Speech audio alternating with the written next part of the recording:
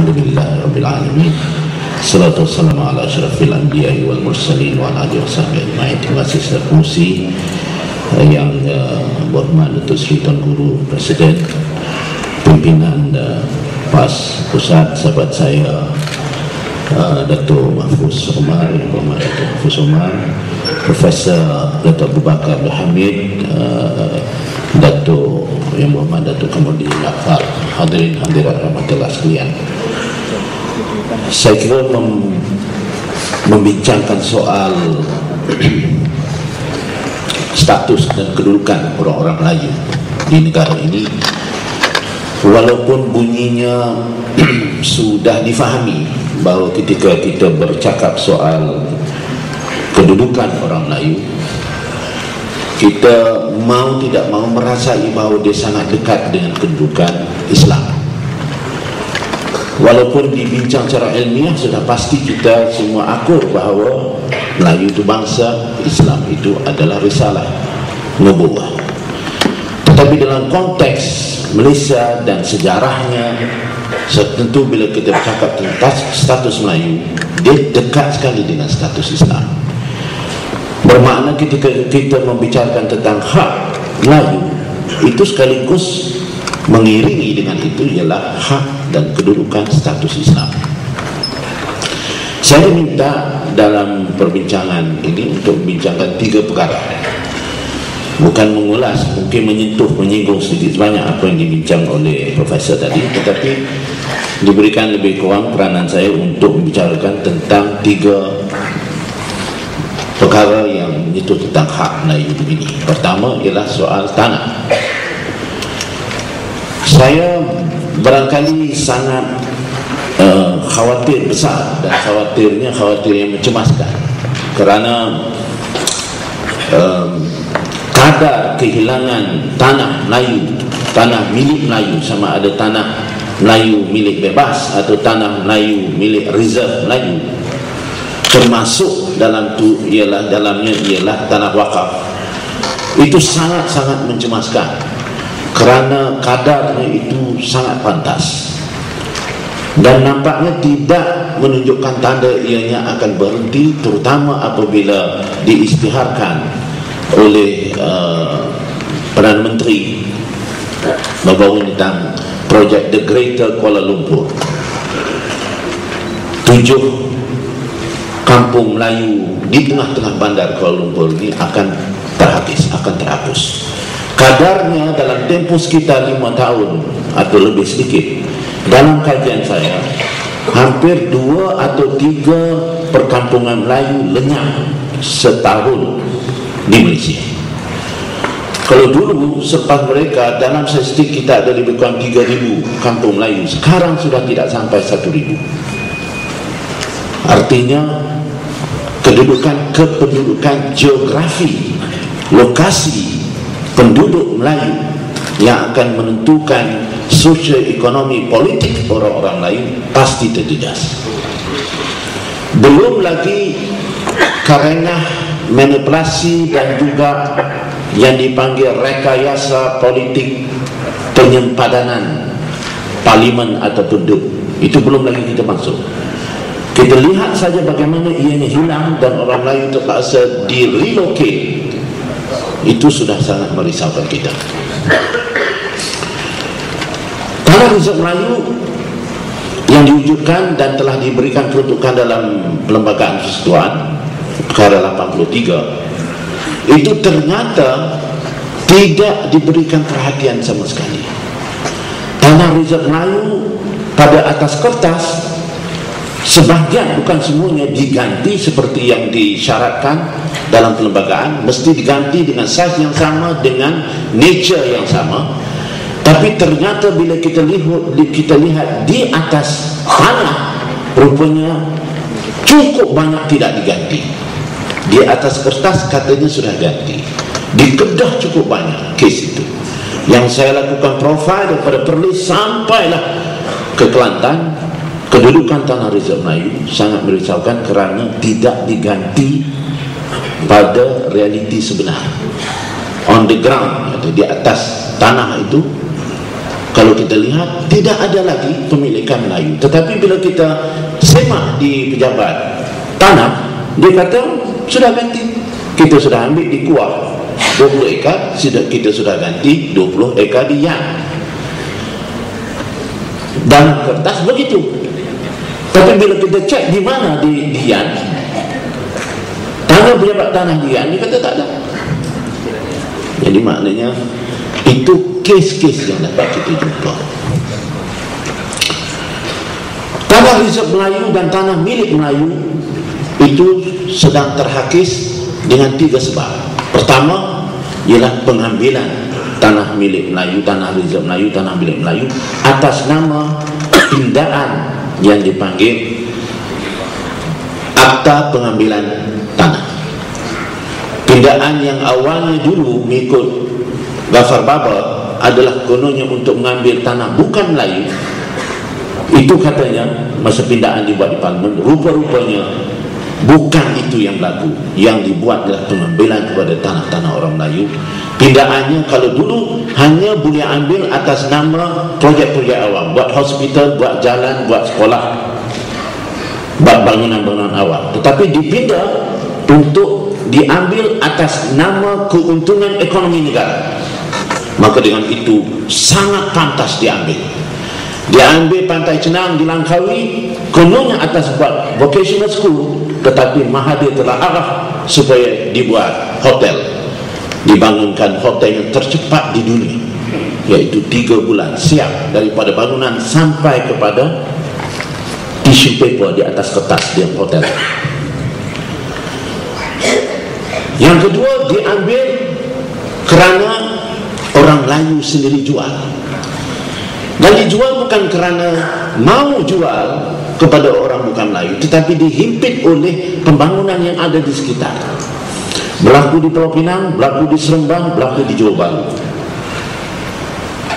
Kiri kanan depan belakang dihimpit dengan keadaan yang tidak membolehkan orang Melayu bertahan. Akhirnya terpaksa dijual. Dan yang ketiga ialah kerana tanah-tanah milik Melayu diambil kerana ianya terlibat dengan hutang di bank dan juga jaminan-jaminan yang dilakukan, maka hilanglah, muncullah. Sebab itu, saudara, saya punya anjuran pada tahun 2015 tanah reserve Melayu akan sampai kurang daripada separuh daripada yang asal. Itu anjuran. Yang kedua, saya diminta menyentuh tentang kedudukan 53 tahun merdeka ni, macam mana kedudukan Melayu selepas ini 53 tahun merdeka. Ialah isu bahasa. Tadi Profesor ada menyentuh bahawa antara dosa besar, ini dosa taubat payah nak terima, ya, ialah apabila kerajaan yang memimpin di peringkat federal sendiri dan juga didukung oleh kerajaan negeri yang tertentu untuk betul-betul meminggirkan bahasa Melayu sampai ke peringkat paling memalukan. Kita ambil institusi yang pertama yang patut digahkan, yang sekarang ada 27 tingkat tak silap saya, iaitu Menara DBP, Dewan Bahasa dan Pustaka, yang sepatutnya dia menjadi institusi penguatkuasa. Sepatutnya diberikan suatu, diperkasakan, diupayakan menjadi suatu institusi yang punya tarikh undang-undang. Ternyata Dewan Bahasa itu betul-betul menjadi alat pihak-pihak tertentu. Apabila diswastakan bahagian penerbitan menjadi dawama dengan segala konsesi yang sangat pelik, iaitu Dewan Bahasa hanya dapat untung 30%, manakala Dawama dapat 70%. Dan sekarang mengikut laporan audit, Dewan Bahasa rugi sekitar 27 juta ringgit setahun sejak dari 2003 sampai sekarang. Artinya Dewan Bahasa dan Pustaka itu boleh bankrupt 3 tahun lagi. Dia tidak boleh bertahan, bukan saja sebagai institusi berwibawa untuk mempertahankan bahasa, dia sudah tidak boleh survive. Ada bahagian yang dulunya bahagian penting, nama AFTI, Agama, Falsafah dan Tamadun Islam, barangkali Profesor pun tahu. diperturunkan tarafnya jadi unit dan bakal dihapuskan. Padahal kita mendirikan Dewan Bahasa dan Pustaka itu bukan bahasa per se, bahasa dan tamadun dan falsafah Islam. Rupanya sejak Johan Jaafar itu dihapuskan. Dan sekarang Dewan Bahasa hanya menjadi suatu badan untuk menguruskan percetakan dan pengedaran buku-buku teks sekolah, kerana itu yang paling untung dan itu diberi kepada Dawamah. Buku-buku yang lain itu disimpan dan stor. Pada satu ketika dalam stor di Dewan Bahasa ada 70 juta ringgit buku-buku tak dijual. Jadi bahasa ini benar-benar terpinggir. Belum lagi kita bercakap tentang bagaimana bahasa tidak diperendahkan dalam bidang kehakiman, tidak diendahkan dalam bidang perbankan, tidak diambil kisah oleh yang dipanggil golongan korporat. Bahasa Melayu itu pada betul-betul pada kedudukan yang dipanggil peminta sedekah. Disebut juga oleh Profesor tadi persoalan pembunuhan Jawi, tulisan Jawi, manuskrip yang sepatutnya dikembalikan sebagai manuskrip resmi dalam urusan negara, dan yang membunuhnya siapa? Kalau sudah dijawab begitu tak payah convention, kita buat kerja saja. Kan? Pada tahun bila dia dibunuh? 1967. Baru sekarang hendak dihidupkan dengan yang nama Jacob. Itu pun penuh persoalan Jacob, tentang keberkefanannya, tentang kaedahnya, penuh persoalan oleh guru-guru yang mengajar sendiri Jacob. Bermakna tuan-tuan, baik dari segi kedudukan institusi, baik dari segi penggunaan aplikasi, baik dari segi undang-undang yang sepatutnya dipertahankan dan diterjemahkan dalam bentuk betul-betul penguatkuasaan, ambil daripada perkara 152 sampai jenis-jenis bylaw yang kita buat ataupun dipanggil undang-undang kecil di pihak Majlis Perbandaran, semuanya itu tidak bermakna sekali. Dan saya kira menjelang 220 anda akan lihat, 2020 anda akan lihat bahasa Melayu tidak wujud lagi. Dalam yang tinggal sekarang di seluruh dunia, kita ada 1,900 saja bahasa. Daripada asal tamadun kemanusiaan ada 10,000 bahasa yang Allah beri. Ada 10,000 bahasa. Datang imperialis, datang penjajah, dibunuh semua bahasa, tinggal 1,900. Dan dalam 1,900 yang betul-betul diguna hanya 300. Dan dalam 300 itu yang bakal mati antaranya yang bahasa Melayu. Yang ketiga yang diminta untuk saya bicarakan ialah persoalan agama. Saya kira Dr. Aziz Bahari sentiasa memberikan ceramah-ceramah tentang kedudukan ini, apa yang telah dibuat oleh pemimpin-pemimpin yang lebih kurang yang kita harus jatuhkan dan wujudkan Tahrir Square di Indonesia ini. Jadi saudara ni, bila saya tengok Tahrir Square, kita semua semangat, tapi ramai lagi orang masih lagi pergi Times Square. Agama di Malaysia ini hanya kosmetik. Dia akan tertunggu ketika acara Maulid Rasul, akan diperindahkan ketika kita ada buat tilawah, akan digahkan ketika kita buat ma'al hijrah. Tapi pada hakikatnya, bila kita ada perkara 3 dalam perlembagaan persekutuan, bahawa agama Islam adalah agama persekutuan, itu sangat-sangat jelas. Pemimpin bernegara, terutama yang berada di Putrajaya, tidak berniat sama sekali untuk menerjemahkan dia sebagai suatu kekuatan untuk betul-betul menjadikan Islam itu dominan dalam negara ini. Kalau Islam itu sebagai agama persekutuan, bermakna tubuh badan tanah air ini beragama. Dan kalau dia beragama, pasti dia tidak sekular.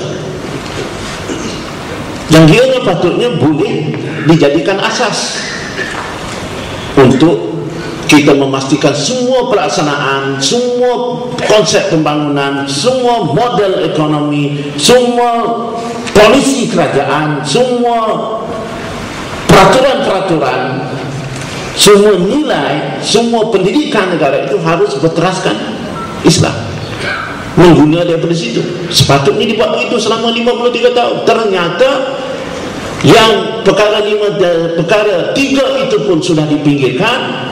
Kemudian kita dapat perkara 121 yang diusahakan oleh almarhum Profesor Ahmad Ibrahim, itu pun dibiarkan untuk dicabar oleh pihak tertentu dalam pelbagai kes-kes mahkamah yang sudah tahu sejak daripada kes Nina Joy.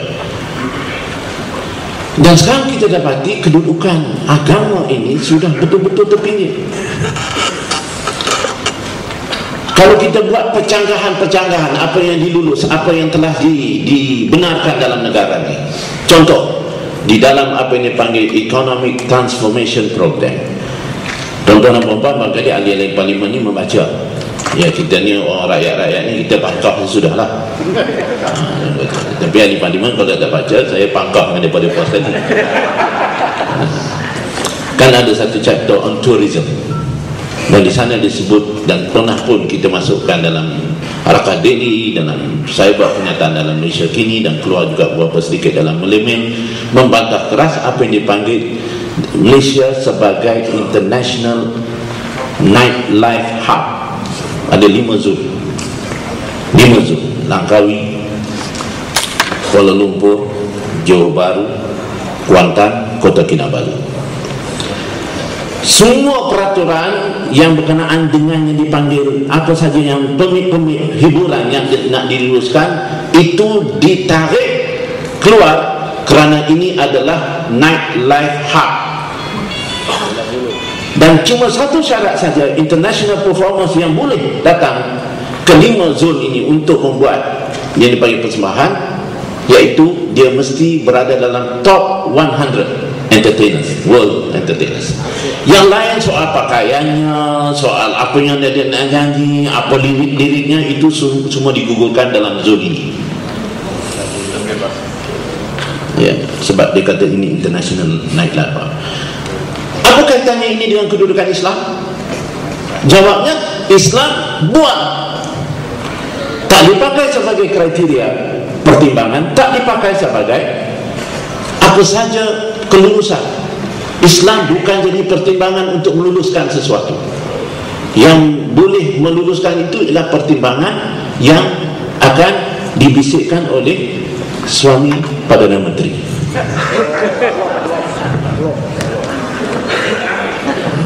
Wah, convention ni dia lambat nak faham.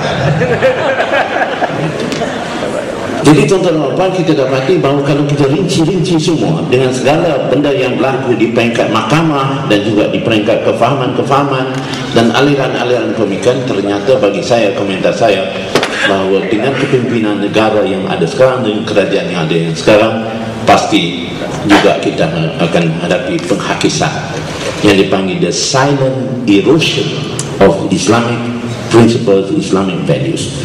Di akhir sekali dan fungsi, saya memberikan sedikit catatan yang saya sebenarnya tidak diminta untuk betul kerja, mujur saya pun tak disuruh, tetapi saudara Dato' Mahfuz minta saya menghantar sedikit bahan, dan saya menghantarkan satu slide, nota slide PowerPoint.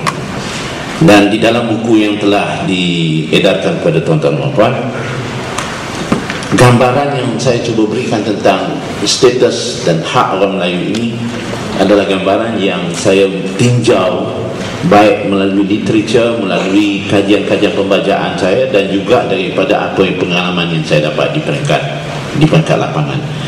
Ternyata PAS tidak akan benar-benar menjadi jaminan kepada pengupayaan bangsa kalau PAS tidak melihat yang dipanggil Melayu itu dengan Melayu segala breakdownnya, pecahan-pecahannya. Sebab itu dalam slide ini saya menyatakan keperluan petani Melayu, keperluan nelayan Melayu, keperluan penyaga Melayu, keperluan belia Melayu, keperluan wanita Melayu, keperluan profesional Melayu, keperluan pendidik Melayu. Ini antaranya. Kenapa saya sebut begitu? Kerana kita tak boleh generalize, kita tak boleh mengumumkan semua. Dan bila saya sebut ini bukan bermakna seperti yang barangkali Lim Guan Eng sebut tadi, kekhawatiran kita bahawa kita ini bersifat perkauman. Tapi ternyata kalau dibuat penyelidikan, kalau kita lihat petani Melayu dengan petani bukan Melayu, ternyata petani Melayu yang terpinggir.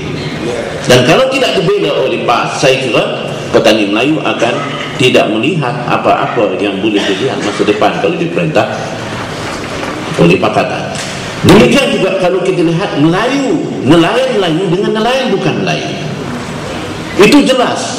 Yang termiskin di Malaysia dalam kelompok semua, dalam strata profil kemiskinan ialah nelayan Melayu yang paling teruk.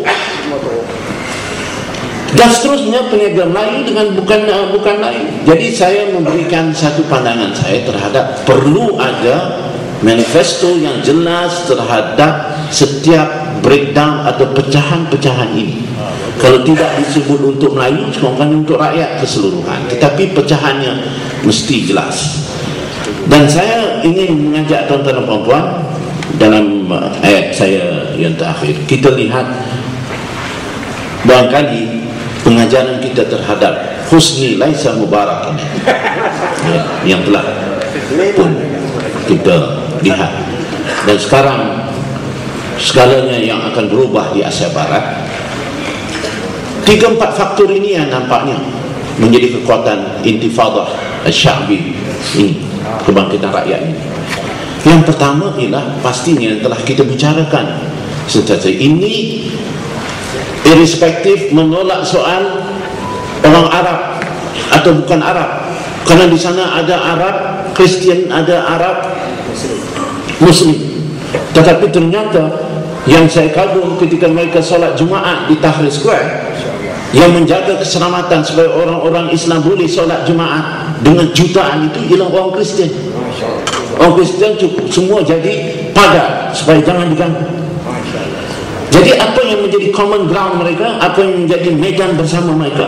Pertama ialah mereka betul-betul memberi tumpuan fokus mereka tentang mendedahkan kezaliman. Husni Mubarak ini. Dan ini berlaku pada Zainal Abidin bin Ali, akan berlaku pada Muhammad Saleh, akan berlaku juga yang di tempat-tempat yang sedang kita saksikan, iaitu benar-benar menyatakan bahawa kita tidak boleh lagi menerima kezaliman yang serupa. Cuma di Malaysia terjemahan pada kezaliman itu nampaknya dipadamkan, dan ini yang kita tidak dapat ketengahkan dengan sungguh-sungguh. Saya cuba tulis buku makalah kecil saya yang sudah umurnya dekat 4 tahun, iaitu buku yang dipanggil disebut sebagai buku Masyarakat yang Sakit ni. Di sini saya ada catat betapa orang kita ni sekarang tak payah ditakutkan dengan water cannon rakyat Malaysia. Pasal dia ada jadi mainan dah sekarang. Bubuh water cannon, dia mandi junub kat situ sekali. Ada yang tak dan dia terus aku tak dan lagi, dia rebus sekali dengan ayat yang yang lebih saya risau sekali apa nama Ajimat ialah bukan water cannon, bukan tear gas, tapi perfume dari Paris. Ini yang rakyat kita ni sedang dihadapi, dialunkan begitu rupa, dan ini cabaran yang sangat besar. Dan saya mengatakan bahawa dalam buku Masyarakat yang Sakit ini, supaya anda semua dapat menyelami apa yang sedang berlaku di Asia Barat, supaya Asia Barat itu akan mengejar pengajaran kepada Asia Tenggara. Ini yang saya harapkan. Barangkali akan saya sentuhkan lagi, tapi masa saya sudah habis. Tetapi saya sudah merangkumi 3 elemen yang penting tentang pengupayaan bangsa ini. Sekian, terima kasih. Assalamualaikum warahmatullahi wabarakatuh. Assalamualaikum warahmatullahi ta'ala wabarakatuh, dan salam sejahtera kepada semua ahli-ahli peserta convention Bismillahirrahmanirrahim. Alhamdulillahirabbil alamin. Assalatu wassalamu ala asyrafil anbiya wal mursalin wa ala alihi wa sahbihi ajma'in. Saudara saya, saudara Sahaizan selaku pengerusi sesi ini yang kita raikan pembentang kertas kerja Profesor Datuk Abu Bakar Hamid yang kita kenal begitu lama, yang saya hormati Datuk Seri Tuan Guru Presiden, pimpinan-pimpinan dewan-dewan, pimpinan peringkat pusat negeri dan kawasan, para peserta yang saya muliakan sekalian, dan saudara saya Cikgu Azmi Hamid. Alhamdulillah, kita mengucap syukur kepada Allah Subhanahu wa taala kerana pada hari ini di bulan Rabiul Awal kita dapat kesempatan sehari suntuk insya-Allah untuk membincangkan suatu tema yang amat penting. Dan kita pertama-tamanya bersyukur kerana yang membentang kertas kerja ini ialah tidak lain tidak bukan Profesor Datuk Abu Bakar Hamid, yang bagaimana beliau sendiri sebutkan mempunyai pengalaman dan penglibatan sebagai profesor di universiti, yang kalau hari ini kecuali satu dua profesor yang jelas berani terbuka menyatakan pendirian bersama dengan kita, iaitu Profesor Aziz Bari dan Profesor Abu Hassan agaknya, yang lain semuanya kena dengan air wangi Paris bagaimana yang Dr. Cikgu Azmi sebutkan tadi. Dalam tahun 60-an ada banyak profesor, termasuk Profesor Bakar Hamid, Profesor Said Hussein Ali, Profesor Said Najib Al-Attaf, dan banyak lagi, masih itu Profesor Geografi Tengku Samsul Bahrain, dan ramai lagi profesor-profesor yang benar-benar mengikut istilah yang digunakan oleh Profesor Said Najib Al-Attaf. Saya ingat masa itu dia kata professors who profess, bukan profesor yang tidak profes. Profes ini ada pendirian, ada pegangan, sebab itu namanya profesor. Seseorang tokoh akademik yang sudah sampai tahap yang dia boleh ada satu pegangan yang dia boleh perjelaskan dengan teori-teorinya. Itu yang kita bersyukur kerana dapat bersama dengan Profesor Datuk Bakar Hamid sebagai NGO yang sekali lagi memberi pengertian yang cukup besar, iaitu untuk kita menang sesuatu perjuangan yang besar berhadapan dengan lawan yang gagah, hebat dan sebagainya.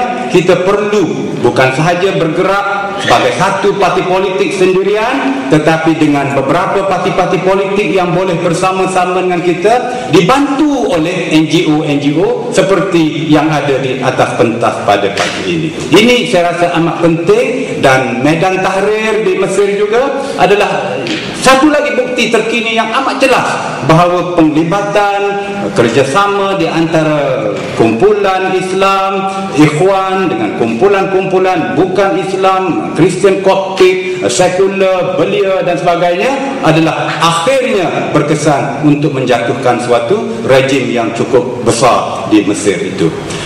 Keduanya, saya nak nyatakan bahawa kita mengadakan convention ini dalam konteks politik Malaysia yang tertentu, iaitulah bahawa tidak dapat kita nafikan di pihak yang pertama politik kita, power base kita ialah Melayu Islam.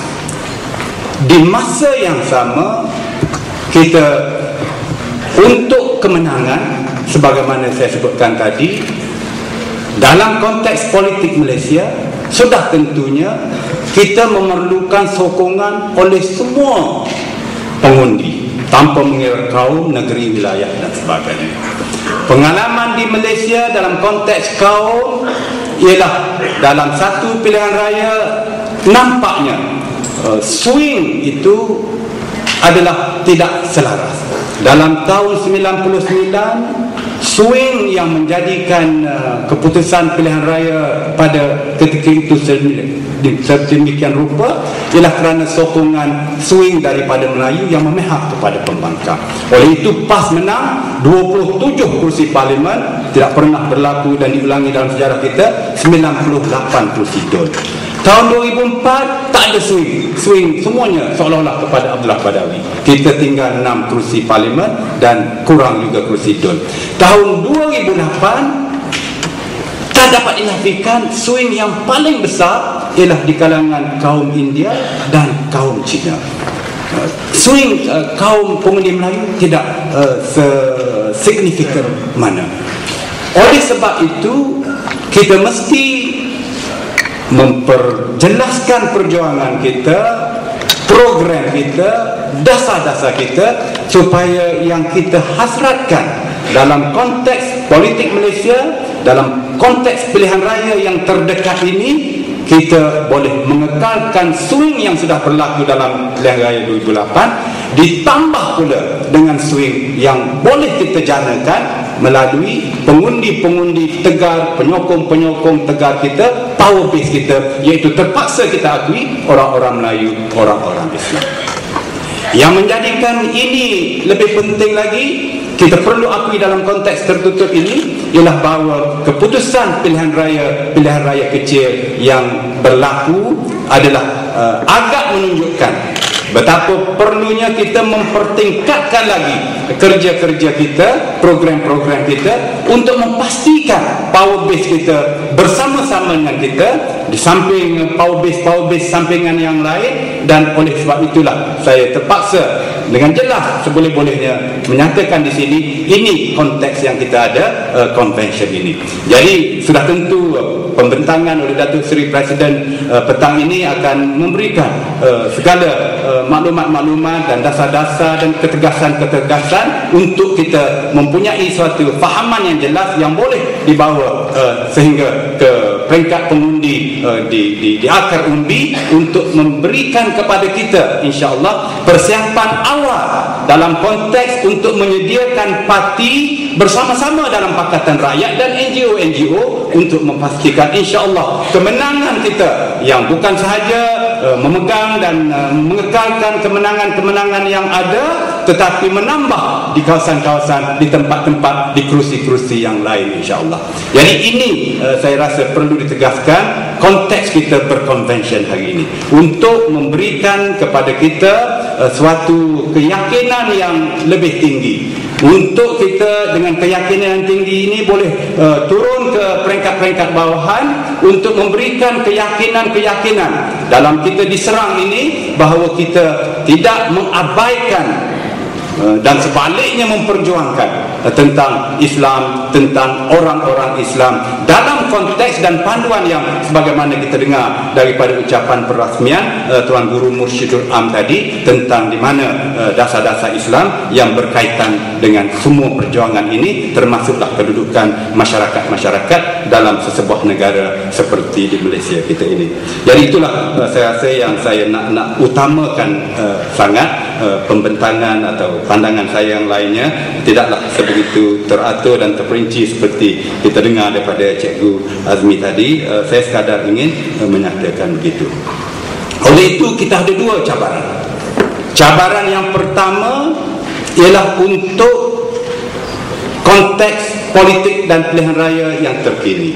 Bagaimana kita nak menyampaikan mesej kepada semua masyarakat dalam Semenanjung, di Sabah dan Sarawak, tentang perjuangan kita yang mementingkan, yang mengutamakan dasar-dasar dan ciri-ciri Islam, dan sejelas-jelasnya tidak mengenepikan orang Islam, orang Melayu, orang Bumi-Putera dan sebagainya. Itu cabaran kita yang pertama.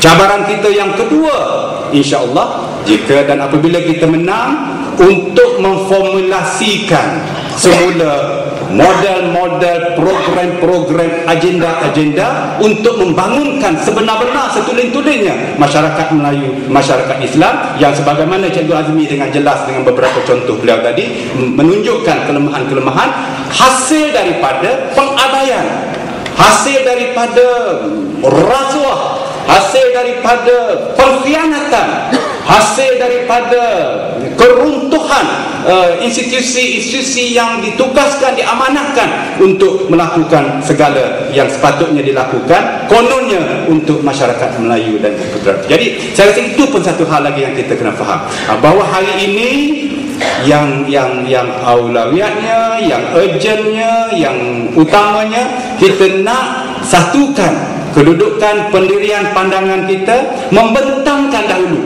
kepada seluruh masyarakat, khususnya bermula dengan power base kita yang kita nak. Dan kita adalah jaguh-jaguh pejuang-pejuang yang nak meningkatkan kedudukan masyarakat Islam, nak memastikan masyarakat Melayu tidak lebih mundur lagi dan sebagainya. Itu rancangan pertama yang paling urgent untuk kita lakukan, tentang terperinci bagaimana nak menyelesaikan masalah orang-orang Melayu. Sudah tentu tak mampu kita siapkan dalam konteks pilihan raya yang terdekat ini. Banyak masalah dalam misalnya contoh yang termudah ataupun yang kita hadapi tentang isu subsidi. Kalau kita dengar pakar-pakar ekonomi, dia kata subsidi ini pada dasarnya tak bagus untuk ekonomi sebuah negara. Subsidi ini akan menjadikan subsidi tidak economically efficient, dia distort ekonomi. Dia dia mengherutkan ekonomi. Dia tak akan menjadikan ekonomi itu berjalan sepatutnya sebagaimana satu ekonomi sebuah negara berjalan. Jadi subsidi pada dasarnya tak baik, tapi kita boleh pada dasarnya bersetuju bahawa subsidi ini pada dasarnya tak baik, bahawa subsidi ini mengherutkan, distort the economy of the country, bahawa dan sebagainya.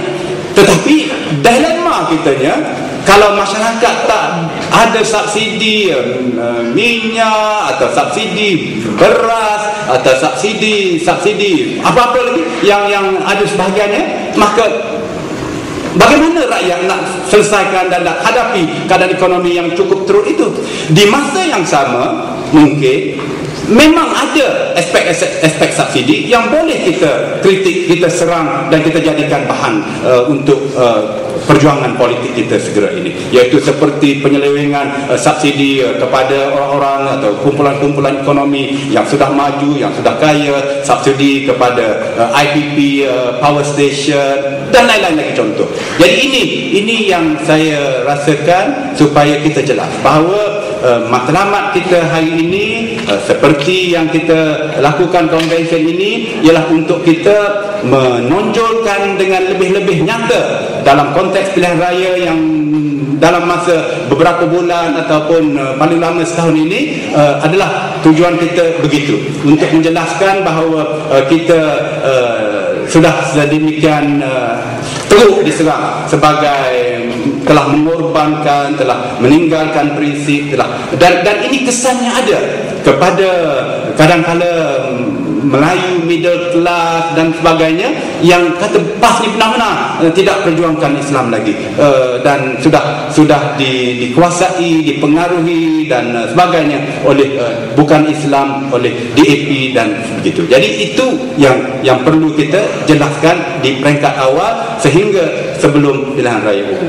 Yang tentang jawapan, penyelesaian terperinci untuk bangsa, untuk bangsa lah terutamanya, itu sudah tentu memerlukan pasukan-pasukan pemikir-pemikir, pakar-pakar tentang bagaimana nak memastikan bahawa keadaan kelemahan masyarakat pelajar-pelajar Melayu di universiti yang berkurangan jumlahnya, yang lemah prestasinya, bagaimana nak menjayakan IKS industri kecil sederhana ini, bagaimana nak membantu ciri-ciri yang Cikgu Azmi sebutkan tadi, itu sudah tentu memerlukan kepakaran-kepakaran yang mungkin tidak semua jawapannya ada kepada kita sebagai parti politik hari ini. Saya harap ini yang perlu kita jelaskan. Lebih terperinci lagi, kalau boleh saya katakan, bahawa cabaran kita ialah bagaimana nak tunjukkan kepada rakyat bahawa, dan nak meyakinkan rakyat, khususnya terlebih dahulu rakyat berbangsa Melayu, yang PAS ini boleh dan mampu menjaga keadaan Melayu, kedudukan Melayu, sosioekonomi Melayu, agama Melayu, bahasa Melayu, politik Melayu. PAS boleh menjaganya.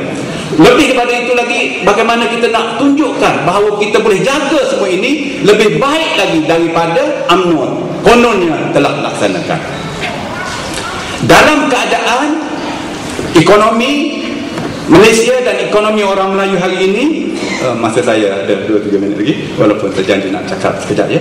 Bagaimana keadaan orang Melayu hari ini ekonominya?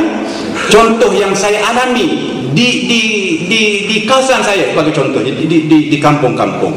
Dalam keadaan orang Melayu miskin, dalam keadaan harga barangan naik, maka apabila pilihan raya hampir, contoh tahun 2004 kalau di Kelantan, akan ada program-program bantuan kepada pelajar-pelajar yang dipanggil one-off. One-off ini pemberian kepada anak-anak sekolah pada kadar RM120 ke tiap-tiap anak dan sebagainya. Ada 2 anak, 243 anak, 360 sebagainya.